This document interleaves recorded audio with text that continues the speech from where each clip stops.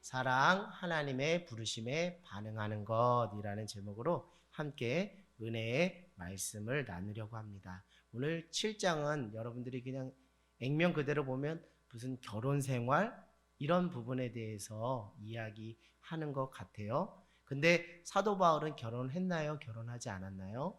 결혼하지 않았어요.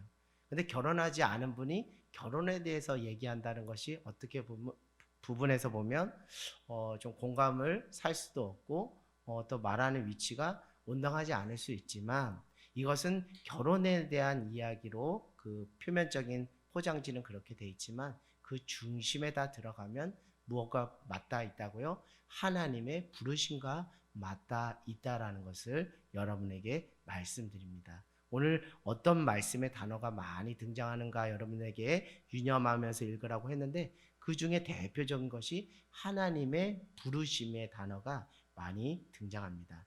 또 우리 사도 바울 선생님은 참 유연성이 있는 분이에요. 그것은 다른 것이 아니라 내가 10절을 한번 읽어볼까요? 결혼한 자들에게 내가 명하노니 명하는 자는 내가 아니요 주시라. 여자는 남편에게서 갈라서지 말고 만일 갈라섰으면 그대로 지내든지 다시 그 남편과 화합하든지 하라. 남편도 아내를 버리지 말라. 그리고 12절이 또 나오죠. 그 나머지 사람에게 내가 말하노니 이는 주의 명령이 아니니라 이렇게 표현하고 있어요. 그러니까 자기의 입장과 상황에서 또 자기의 생각으로 말하는데 이것이 하나님의 명령보다 앞설 수 없는 상황도 있다라는 것을 그 여지를 스스로 인정하고 용인하면서 또 이렇게 이야기를 풀어가는 거예요. 그만큼 자기가 결혼 생활을 직접 해보지 못했기 때문에 그런 부분에서 큰 틀의 원리나 물줄기에 대해서 하나님의 부르심의 관점에서 그것에 대해서 하나님의 뜻 안에서 말할 수 있지만 또 개별적인 상황들 각각의 가정들이 살아가는 방식들은 다르고 처지와 상황은 다르니까 그것들에 대한 이해와 용인이 있는 유연성 있는 그런 어조로 이 말씀을 풀어가고 있는 거예요. 저도 이제 9년 결혼한 지 9년이 되었는데 가끔 저희 아내와 집에서 우스갯소리를 해요. 그것은 다른 게 아니라 여보가 나를 못 만났으면 지금 아직도 결혼 못 해가지고 지금 있을 거다. 그러면 그 아내가 저한테 또 공격이 들어요. 당신도 나 안 만났으면 지금까지 총각으로 늙어 있을 것이다. 그래서 제가 이제 결론을 내죠. 그래서 하나님의 계획과 섭리가 있어서 내가 당신을 만났고 당신이 나를 만난 거야. 우리가 지지고 볶고 싸워도 그래도 나는 당신이 내 짝이고 당신 내가 짝인 것이 하나님 맺어주신 거야 라고 이렇게 이야기를 합니다. 근데 가끔 그렇게 이야기할 때 어떤 우리 안에 내면에 그런 어떤 마음이 있냐면 내가 그래도 저 사람보다 낫지. 또 저 사람은 나보다 자신이 낫지. 이런 생각들을 할 때가 있어요. 그런데 참 이거는 어떤 부분에서 우리 인간의 유치찬란한 이야기에 불과합니다. 왜요? 한 사람과 한 사람의 만남의 그 과정 속에 누가 전적으로 개입하고 역사하고 계시기 때문에요. 하나님이 개입하시고 간섭하고 있기 때문에. 근데 이런 것들이 언제 어떻게 풀어지냐면 하나님의 부르심이라는 차원에서 풀리는 거예요. 저는 특별히 저희 아내와 함께 저희가 함께 결혼 생활을 이어가면서 하나님의 부르심, 특별히 목회자로서 사모로서 부르신 그런 부르심도 있지만 더 깊이 생각해 보면 하나님께서 우리 두 사람을 만나게 하신 것은 하나님의 그 은혜와 그 평강 속에서 정말 위로와 또 소망이 필요한 사람들에게 위로하고 치유하고 회복하는 그 사명, 그 부르심을 혼자면 버거우니까 같이 짝꿍이 되어서 원팀을 이루어서 그 일들을 감당하게 하시려고 그 부르심 앞에서 많고 많은 여자 중에 그 여자를 만나게 하시고 많고 많은 남자 중에 그 남자를 만나게 하셨다는 것을 하나님께서 계시의 영으로 깨우쳐 주시니까 서로 안에 소통이 잘 되는 거예요. 처음에는 그것이 되질 않더라고. 왜냐하면 육신적으로 너무 좋아서 눈에 콩깍지가 아직 벗겨지지 않았기 때문에 그 육신적인 그런 어떤 끌림과 이성적인 그런 것들 때문에 그렇게 부부 생활을 유지하고 있었는데, 그때는 오히려 그것이 보여지지가 않는 거예요. 하나님의 부르심이라는 관점이 보여지지가 않는 거예요. 그러나 그 우여곡절 좌충우돌을 겪으면서 하나님이 저 사람을 만나게 하신 것, 또 저 사람이 나를 만나게 하신 것 속에는 그 하나님의 부르심, 위로하고 치유하고 회복하는 자로서 너희를 쓸 것이다라는 그 부르심 앞에 하나님 우리를 만나게 하셨구나라는 생각을 합니다. 특별히 저도 요즘 이제 최근에 대학원에 가서 이렇게 공부하는 그 여정도 제가 공부하고 싶은 관심도 있지만 하나님의 그 부르심과 계획이 있기 때문에 그 물줄기 속에서 하나님 언제입니까?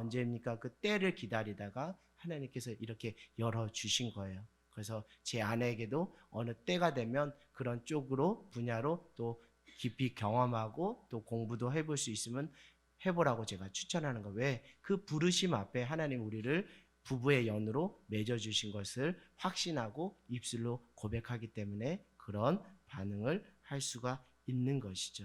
사랑하는 여러분, 하나님은 각자 인생마다 무엇을 주셨다고요? 은사를 주셨다고요. 한 가지씩 꼭 잘하는 것은 있다는 거예요. 그래서 그런 부분에서 하나님은 공평한 하나님이라는 거예요. 군뱅이도 뭐하는 재주가 있다는 거예요? 구르는 재주가 있다. 여러분, 하나님은 공평하신 하나님이에요. 한 가지씩은 꼭 잘하는 게 있어요. 그것을 발견하는 사람이 있고 또 그것을 옆에서 발견하도록 도와주는 사람이 있어요. 자, 우리 7절을 한번 읽어보겠습니다. 시작. 나는 모든 사람이 나와 같기를 원하노라. 그러나 각각 하나님께 받은 자기 은사가 있으니 이 사람은 이러하고 저 사람은 저나니라. 이 사람은 이런 은사를 받고 저 사람은 저런 은사를 받았다. 은사가 뭡니까? 선물이잖아요. 하나님이 주신 선물이잖아요. 그러나 선물은 무엇이죠? 하나님이 주신 선물은 먹고 튀는 먹튀가 아니라 은사를 주신 무엇이에요? 이유가 분명히 있어요. 그 은사를 통해서 다른 영혼들을 살리고 하나님께 오로지 영광 올려드리기 위해서 그 은사를 주신 거예요. 자, 여러분, 오늘도 꿈을 꾸고 계신가요? 목사님 무슨 말씀을 하세요? 저 벌써 학교 졸업한 지가 언젠데요. 그래도 꿈을 꾸시고 계신가요? 우리 청춘교회는 여전히 학교를 다니신 분이 한 분 있어요. 누구신지 우리 청춘교회는 아실 거예요. 유순영 권사님이 늘 속으로 모임을 할 때 항상 하는 고백이, 저는 목사님, 저는 권사님, 장로님, 집사님, 저는 학교를 다녀요. 그 학교가 어떤 학교인지 여러분 아시죠? 유치원이라고 생각하시면 이해가 빨라요. 주간 보호센터, 우리 어르신들 주간에 잘 모십니다는 주간 보호센터, 그 학교를 다니고 거기서 반장 역할을 하시는데, 여러분 학교를 다니지 않아도 여러분 꿈이 있나요? 꿈이 있나요? 그 말씀을 드린 것은, 그 꿈이라는 것은 그만큼 여러분의 삶에 하나님이 한 가지씩 꼭 무엇을 주셨기 때문에 은사를 주신 것. 은사가 있다는 것은 여전히 하나님이 나에게 무엇하는 것이 있다라는 거예요. 기대하는 것이 있다라는 거예요. 나를 통해 하실 하나님의 놀라운 일이 있다라는 거예요. 그것이 나의 무엇이 되어야 된다는 거예요? 소원이 되고 꿈이 되고 비전이 되어야 된다는 거예요. 사랑하는 여러분, 목사님 저는 뭐 할 줄 아는 게 없는데요. 할 수 없는 것을 아는 것은 하나님도 저도 여러분을 통하신 하나님의 놀라운 계획이 있다는 것을 여러분 늘 잊지 않기를 원합니다. 현재 내 모습과 현재 내 능력, 내 지위, 고하, 학벌, 나이의 연소 이런 거를 떠나서 하나님이 여러분을 통해서 하실 놀라운 일들이 있다는 것. 저는 특별히 청춘교회 소그룹 모임을 하면서 정말 은혜를 많이 받아요. 그 속에서 하나님이 한 분 한 분을 어떻게 쓰시기를 원하시는가, 그런 그 은혜들을 받는데, 최근에 임동욱 우리 안수 집사님께서 그 어떤 질병의 어려움 속에서 그 과정을 통과하시면서 하나님이 계시의 영으로 깨우쳐 주신 것이 있어요. 하나님께서 내 생명을 연장시켜 주신 이유는 내 형제, 자매, 가족들을 구원하시기 위해서 나의 생명을 연장해 주셨습니다라고 그 고백을 하는데, 저는 정말 감사하고 정말 은혜가 되었어요. 이것을 깨우치셨구나. 이 계시의 영인 성령께서 그것을 보여주시고 깨닫게 해주셨구나. 오늘 이 밤에 사랑하는 여러분, 하나님께서 여러분에게 주신 그 은사를 다시 발견하고 그 속에서 하나님이 여러분에게 통하여 행하실 그 일들에 대해서 여러분 깨우치고 입술로 고백하며 그것이 여러분의 그 소망 또 소원 꿈으로서 하나님의 꿈과 비전으로서 다시 회복되는 놀라운 은혜가 있기를 주님의 이름으로 간절히 소망합니다. 여러분 우리 14절을 보면 이제 14절을 보겠지만 우리가 부부 생활을 할 때 믿는 사람들과 같이 결혼하는 경우도 있지만 믿음이 없는 배우자와 결혼하는 경우가 있어요. 그와 만큼 결혼이라는 것은 다양한 상황 속에 놓여 있다라는 거예요. 그래서 이 결혼 생활이라는 것은 성경적인 원리로 말씀드리지만 각각으로 들어가면 또 개별적으로 접근해야 되는 그 지혜가 필요한데요. 이 고린도 교회 안에도 믿음이 있는 남편이 믿지 않는 아내와 또 믿음이 있는 여자가 믿음이 없는 남자와 결혼한 경우들이 있기 때문에 오늘 사도 바울은 이렇게 이야기하는 거예요. 14절 한번 읽어보겠습니다. 13절부터 읽어볼까요? 시작. 어떤 여자에게 믿지 아니하는 남편이 있어 아내와 함께 살기를 좋아하거든 그냥 남편을 버리지 말라. 믿지 아니하는 남편이 아내로 말미암아 거룩하게 되고 믿지 아니하는 아내가 남편으로 말미암아 거룩하게 되나니 그렇지 아니하면 너희 자녀도 깨끗하지 못하리라. 그러나 이제는 아멘. 할렐루야. 여기서 하나님의 부르심을 우리가 발견하길 원합니다. 하나님은 우리가 어떻게 되기를 원하신다고요? 부르심 가운데 서 나가기를 원하신다는 거예요. 먼저 믿는 우리 남편, 먼저 믿은 아내가 그 하나님의 부르심, 거룩의 그 부르심 앞에 반응하며 살아가는 그 삶을 보고서 믿음이 없는 배우자가 다시 무엇을 회복하게 된다고요? 믿음을 갖게 되고 그 믿음 안에서 하나님의 거룩하심으로 그 부르심 앞에 서는 은혜들을 하나님이 허락해 주시니까 너희 먼저 된 그 부르심 앞에 선 믿음의 사람 너희들이여 거룩의 부르심 앞에 반응하고 순종하며 따라가라. 그러면 하나님께서 그 가족권의 놀라운 결실고 역사로 임하여 주실 것이다라는 놀라운 은혜를 주셔요. 우리 하늘땅 교회 안에도 믿음의 그 남편을 세워주세요. 믿음의 아내로 세워주세요. 믿음의 자녀로 세워주세요라고 여러분들이 눈물 뿌려 기도하는 상황들 저도 익히 잘 알고 있고 저도 함께 같이 기도합니다. 여러분 소망을 가지십시오. 말씀에서 이미 약속을 해주셨어요. 여러분이 거룩한 부르심 앞에 살아가는 삶의 그 향기 그 편지를 남편과 아내가 보고 자녀가 보고 그들도 믿음을 다시 찾고 하나님 앞에 부르심 앞에 거룩함으로 세워지는 그날이 반드시 올 줄 믿습니다. 그 은혜들을 위해서 여러분들이 오늘 말씀을 의지하면서 다시 그 가족권의 기도줄을 붙잡는 저와 여러분 모두가 되기를 원합니다. 자, 15절을 한번 또 읽어볼게요. 시작. 혹 믿지 아니하는 자가 갈리거든 갈리게 하라. 형제나 자매나 이런 일에 구애가 것이 없느니라. 그러나 하나님은 화평 중에서 너희를 부르셨느니라. 아멘. 15절 여러분 앞에가 키포인트입니까? 뒤에가 키포인트입니까? 그러나 하나님은 화평 중에서 너희를 부르셨습니다. 갈라설 수는 있으나 그러나 하나님은 화평 중에 너희를 부르셨습니다. 하나님의 부르심의 또 한 축은 무엇이라고요?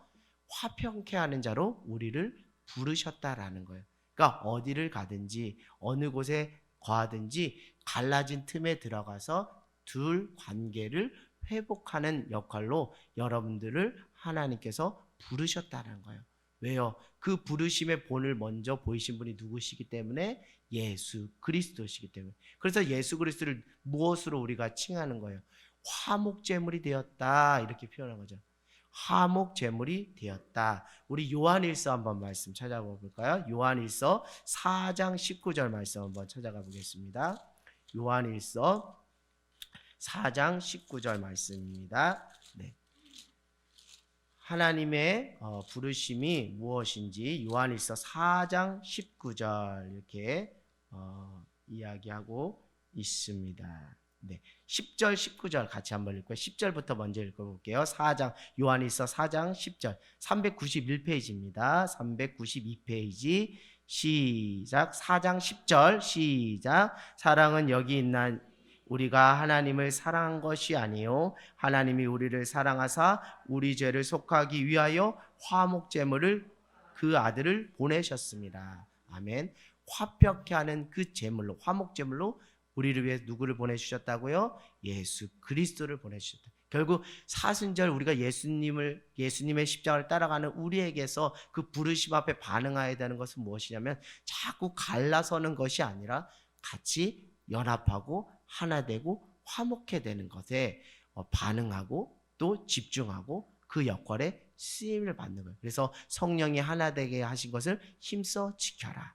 그래서 그 부르심 앞에서 목사님께서도 밤별 그 40일 연합 기도 사역을 그 부르심 앞에 순종하면서 지금 사역을 말씀을 전하러 가신 거예요. 여러분 그 사랑은 어떤 사랑이냐? 19절 같이 읽어보겠습니다. 시작. 우리가 사랑함은 그가 먼저 우리를 사랑하셨습니다. 아멘. 하나님의 먼저 사랑하심의 그 클라이막스는 무엇이냐면 십자가에서 우리와 하나님의 관계를 회복시키시기 위해서 화목제물 되어주신 예수 그리스도의 십자가의 완전한 대속, 그 은혜가 우리에게 부어주신 하나님의 먼저 사랑하심임을 여러분 깨닫고 화평케 하는 그 부르심 앞에 순종하는 저와 여러분 모두가 되기를 원해요. 화평케 하는 자로 부르심 가운데 나아갈 때 결국 우리가 무엇을 지킬 수 있는 거예요? 사랑을 힘써 지킬 수 있는 줄 믿습니다. 자, 우리 17절을 한번 읽어보겠습니다. 시작. 오직 주께서 각 사람에게 나눠주신 대로 하나님이 각 사람을 부르신 그대로 행하라. 내가 모든 교회에서 이와 같이 명하노라. 아멘. 교회는 통일성과 무엇이 있다고요? 다양성이 있다. 다양성의 그 축이 뭐예요? 하나님은 각자 인생마다 다양한 무엇을 주셨기 때문에, 은사를 주셨기 때문에. 그래서 건강한 리더, 정말 지혜로운 리더는 통일성만 주장하는 것이 아니라 무엇도 균형 있게, 다양성도 균형 있게 봐요. 그래서 하나님의 그 지혜의 영, 계시의 영으로 하나님께서 저분에게는 어떤 은사를 주셨는지를 빨리빨리 캐치함으로 그 부르심 앞에 그 은사를 잘 쓸 수 있도록 적재적소로 그 장을 열어줄 수 있는 리더가 참 좋은 리더예요.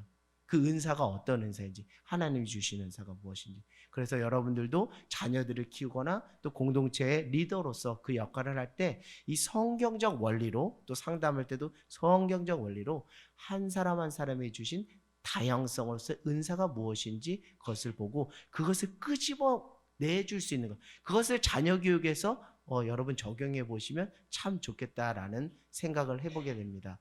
가시적으로 보이는 능력이 있지만 잠재된 능력이 있어요. 잠재된 능력을 우리가 무엇이라고 그러죠? 잠재력이라고 그래요. 그러나 어떤 리더를 만나면 그 잠재된 능력이 발현되는 사람이 있는가 하면 어떤 사람은 그것이 발현되지 못하는 경우가 있어요. 좋은 스승, 좋은 리더는 그 은사가 잠재력 가운데 감춰져 있다면 그것을 끄집어낼 수 있도록, 야, 이게 하나님이 너에게 주신 은사야 라고 이렇게 말해줄 수 있는 여러분, 그런 그 안목들이 여러분 안에 있기를 원합니다. 그렇게 할 때 그 인생이 각자 스스로 자기 띠를 띄우는 게 아니라 어디에 반응하며 사는 인생이 될 수 있는 거예요. 하나님의 부르심에 반응하는 인생이 되는 거예요. 그게 그 자녀들의 또 여러분의 꿈과 비전이 되기를 원합니다. 제가 요즘 많이 안타깝고 우리 학교 현장에 계신 선생님들도 또 교육에 관심 있는 분들도 알겠지만 너의 꿈이 뭐니 하면 다 직업적인 개념으로 한정을 시켜요. 여러분 직업도 하나님의 부르심의 한 단면이 있긴 하지만 그 직업이라는 것으로 하나님의 부르심을 다 품어낼 수가 없다라는 것을 여러분 알기를 원합니다. 그 기전에는 무엇이냐면 하나님이 저 사람에게 주신 은사가 무엇인지에 집중하면서 그거를 끄집어낼 수 있도록 도와주는 역할을 하는 것이, 그것이 사랑으로 나가고 그것이 부르심 앞에 반응하는 길인 줄 믿습니다. 자, 19절을 한번 읽어보겠습니다. 시작. 할례 받은 것도 아무것도 아니요 할례 받지 아니한 것도 아무것도 아니로되 오직 하나님의 계명을 지킬 따름이니라. 아멘. 제가 아까 전에 말씀드렸잖아요. 너 꿈이 뭐니? 너 비전이 뭐니? 하면 저 뭐가 되는 어떤 직업으로 이야기하는데 그 직업적인 개념을 말하는 것이 아니라 결국 성경적인 원리는 그 부르심, 그 은사, 하나님의 계획과 섭리는 그 꿈과 비전은 다 무엇을 따르는데 맞닿아 있다는 거예요. 하나님의 계명을 지키고 따르는 데 있다는 거예요. 하나님의 계명이 무엇이죠? 예수님이 두 가지로 말씀해 주셨잖아요. 위로는 하나님을 사랑하고 옆으로는 내 이웃을 내 몸과 같이 사랑하고. 결국 하나님의 부르심 이꼴 무엇이라고요? 하나님의 계명인데 그것은 이꼴 무엇이라고요? 사랑이라는 거예요. 결국 우리가 어떤 직장을 갖고 어떤 직업을 하는 이 모든 것이 무엇과 맞닿아 있다는 거예요? 하나님의 계명을, 하나님의 부르심을. 그것은 결국 사랑을 힘써 지키는 데 있다는 거예요. 이것을 부모로서, 리더로서 스승이 이걸 열어줘야지 아이들이 편협한 세계관에 빠지는 것이 아니라 하나님의 그 원대하신 계획과 섭리 앞에 반응하면서 자유한 가운데 마음껏 그 펼칠 수 있는 날갯짓을 할 수 있는 그런 은혜들이 있다는 것을 여러분들에게 말씀드립니다. 자, 20절을 한번 또 읽어볼게요. 시작. 각 사람은 부르심을 받은 그 부르심 그대로 지내라. 아멘. 그러니까 하나님께 순종한다라는 것을 여러 가지 차원으로 여러 가지 영역으로 말씀드릴 수 있지만 그것은 무엇이에요? 하나님의 부르심을 깨닫고 그 부르심대로 살아가는 것. 그 부르심대로 뭐하는 것? 존재하는 것. 그건 뭐예요? 사랑하는 자로 우리를 부르셨고 화평케 하는 자로 우리를 부르셨다면 그 자로서 존재하고 살아가는 것. 그것이 하나님 뜻에 무엇하는 거예요? 순종하는 하나님의 존귀한 백성이요 자녀가 되는 것임을 여러분 깨닫기 되기를 원합니다. 자, 22절 한번 읽어보겠습니다. 시작. 주 안에서 부르심을 입은 자는 종이라도 주께 속한 자유인이요 또 그와 같이 자유인으로 있을 때 부르심을 입은 받은 그리스도의 종이라. 제가 지난주에 금요 오직기도 때 말씀드린 것이 있어요. 역설적 패러독스, 역설의 진리가 기독교 복음의 정수라고 했어요. 크고자 하는 자는 어떻게 돼야 된다 그랬어요? 낮아져야 되고 대접받고자 하는 자는 먼저 대접하라. 이런 또 우리가 세상적으로 흔히 지는 자가 이기는 것이다. 이런 어떤 역설의 그 진리, 역설의 이 복음을 그 사순절 기간 우리의 말씀이 그 우리의 삶에 내면화되고 성육신 되신 그 예수님처럼 그 말씀이 우리의 육신으로 손과 발이 움직이는 내면화되고 행동으로 보여지는 그런 훈련의 시간이 어떤 시간이 되기를 원하냐면 사순절의 시간이 되기를 원해요. 우리 그동안 그렇게 살았잖아요. 대접받기를 원했잖아요. 높아지기를 원했잖아요. 누가 나 알아주기를 원했잖아요. 그러나 사순절 기간만큼은 내가 낮아지는 편을 택하고 내가 베푸는 편을 택하고 내가 손해보는 편을 택하는 그런 역설적 진리. 그것이 실패가 아니고 그것이 하나님이 결코 실수하시는 것이 아니고 결국 전화위복 역전되어서 그 자를 통해서 하나님이 그 사람을 높여주시고 영광 받으시는 그 역설의 진리를 여러분들이 알기를 원하는데요. 특별히 22절에 주 안에 부르심을 입은 자 중에 종도 있잖아요. 그 종은 주께 속한 무엇이라고요? 자유자라고. 진리를 알지니 진리가 너희를 자유케 하네. 그러니까 환경과 상황이 문제가 아닌 거예요. 진리가 우리 안에 임하면 우리는 자유자가 되는 거야. 그 자유를 만끽한 사람이 사도 바울이잖아요. 사도 바울은 감옥에서도 육신의 구속함을 받았지만 진리가 임함으로 그 자유한 가운데 성도들에게 옥중서진으로 편지를 쓰는 참다운 자유자가 되었잖아요. 할렐루야. 그러나 이것은 이 축으로만 생각할 것이 아니라 또 그와 같이 자유로 있을 때는 그 부르심을 입은 자로서 우리는 무엇이라고요? 그리스도의 종, 주의 종, 주님의 뜻을 따라야 되는, 순종해야 되는 주의 종으로서의 어떻게 보면 이게 앞뒤가 안 맞아요. 자유자인데 어떻게 종이에요?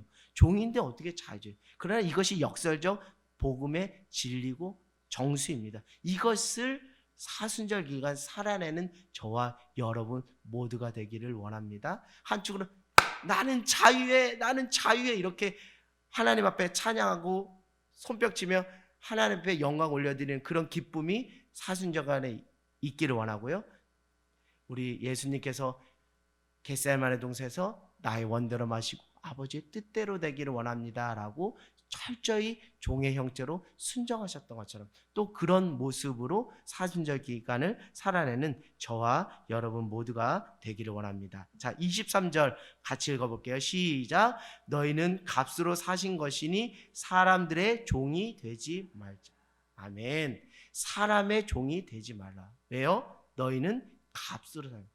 누구의 값으로요? 하나님께서 독생자 예수 그리스도를 화목제물로 십자가 내어주심으로 그 핏값으로 우리를 사셔서 우리를 종이 아니라 죄인이 아니라 의인으로 하나님의 자녀 삼아주신 거죠. 결국 종이 된다는 것, 어디에 묶인다는 것은 무엇이에요? 하나님의 은혜를 깨닫고 그 은혜에 반응하지 못하고 그 은혜의 패러다임과 그 은혜의 법안의 지배를 받지 않으면 결국 육체적으로는 자유한 것 같지만 그 자는 자유자가 아니라 속박자라는 거예요. 종이 되는 거라는 거예요. 무엇이에요? 자유자가 되라는 거예요. 그건 뭐예요?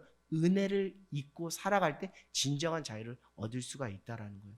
여러분, 저도 살아가면서 제가 예수님을 만나고 가장 기뻤던 것은 무엇이냐면 저희 가정의 형편이 학창시절에 녹록하지 않는 거예요. 그러니까 다른 친구들보다 더 좋은 운동화, 더 좋은 옷, 더 좋은 것, 맛있는 것 소유할 수 있는 자유가 내게는 없는 거예요.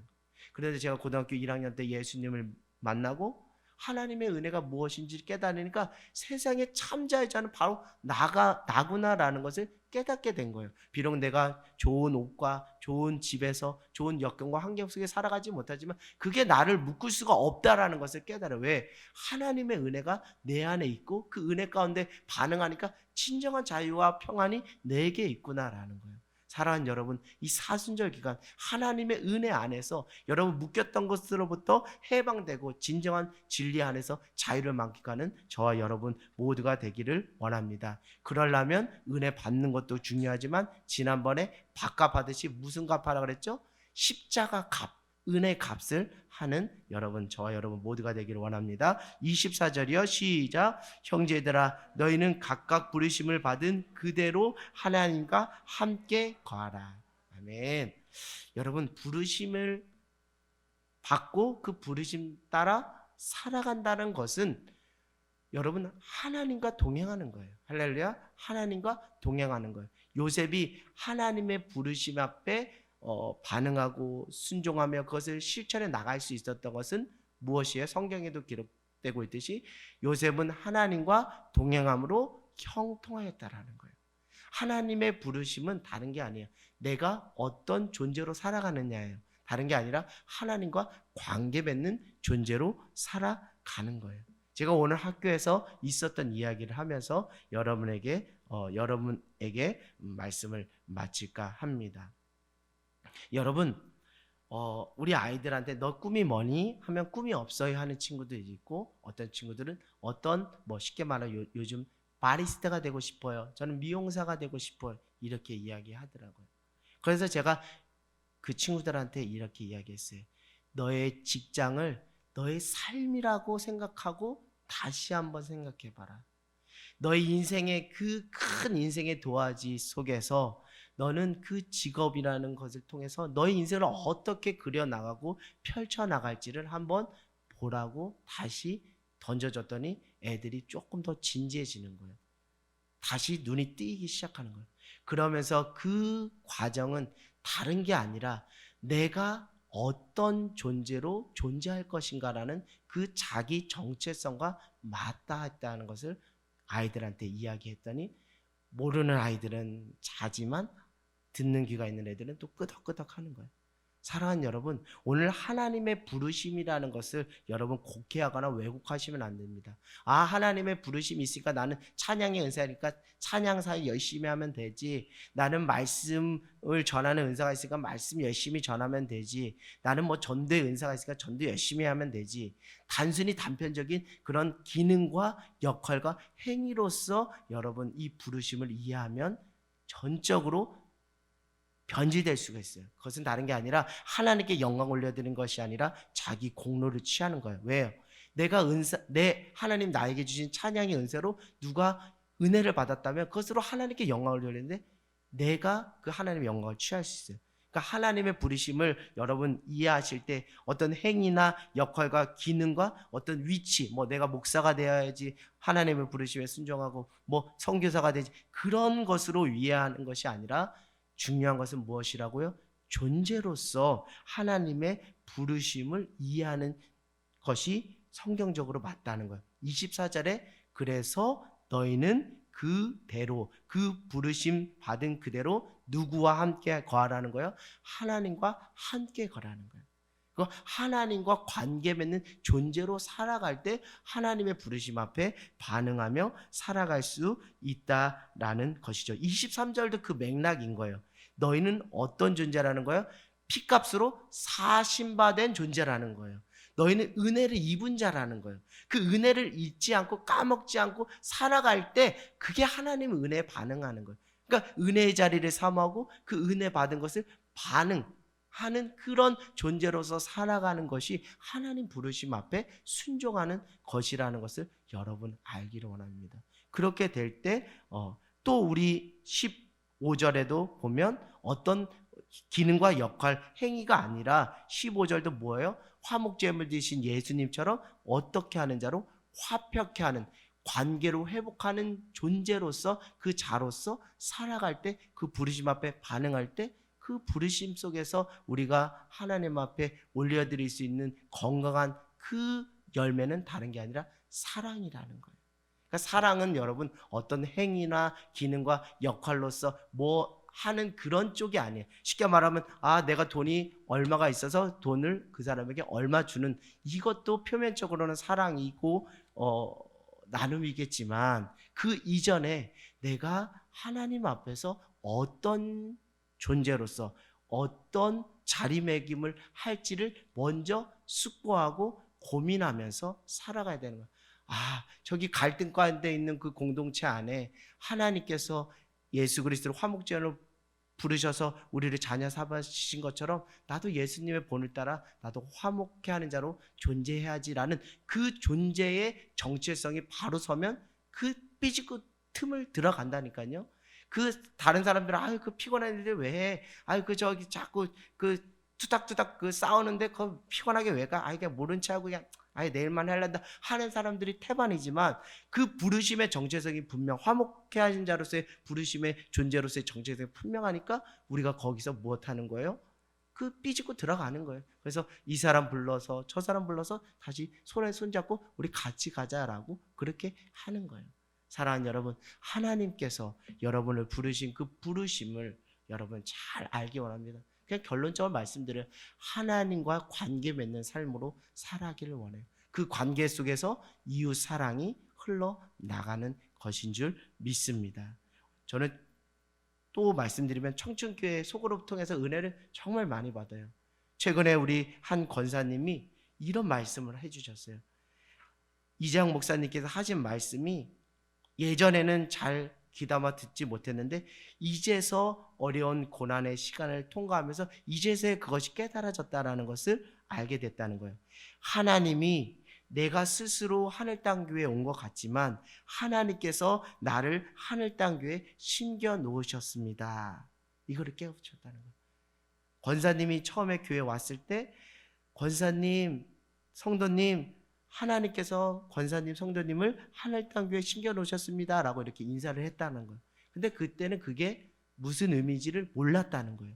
근데 고난을 그 과정을 통과하면서 그것을 견뎌내고 버텨내는 과정 속에서 내가 혼자 있으면 이것을 버텨내고 견뎌낼 수 없었는데 하나님께서 나를 이 하늘 땅 공동체로 부르시고 심겨 놓으셔서 공동체가 함께 중보하고 기도하고 관심 써주는 그 공동체의 아름다운 사랑 때문에 내가 그 고난을 통과하고 여기에 존재할 수 있었던 거예요. 그것을 경험하고 아니까 목사님께서 하나님이 나를 하늘 땅 교회에 심겨 놓으셨어요 라는 그 말이 어떤 의미인지 깨닫게 되었다는 거예요.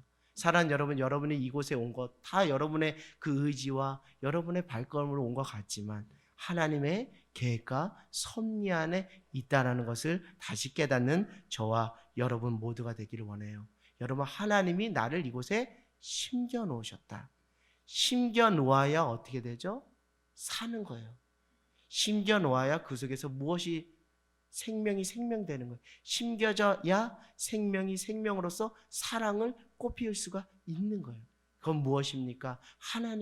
하나님의 계획과 섭리, 그 부르심 앞에 우리가 딱 존재하고 심겨져 있으면 하나님이 정하신 방법대로 하나님의 뜻 안에서 하나님의 때에 하나님께서 여러분을 통해서 하나님의 부르심 앞에서 여러분을 사랑케 하는 자로, 사랑을 실천하는 자로, 하나님 사랑하고 이웃 사랑하는 그 부르심 앞에 귀하고 복되게 존귀하게 사용하는 복된 인생으로 하나님께서 여러분을 사용하실 줄 믿습니다. 사순절 기간 하나님이 나를 왜 이곳으로 부르셨지? 나를 왜 어미로, 나를 아비로, 나를 성도로, 나를 왜 부르셨지? 하늘 땅 교회 성도로 나를 왜 부르셨지? 그 부르심과 계획과 섭리 앞에서 철저하게 기도하시고 그 존재로서 자기 정체성을 회복해 나갈 때 그것이 부르심에 순종하는 것이요, 결국 그것이 사랑의 열매로 하나님께 영광 올려드리는 복된 인생이 될 줄 믿습니다.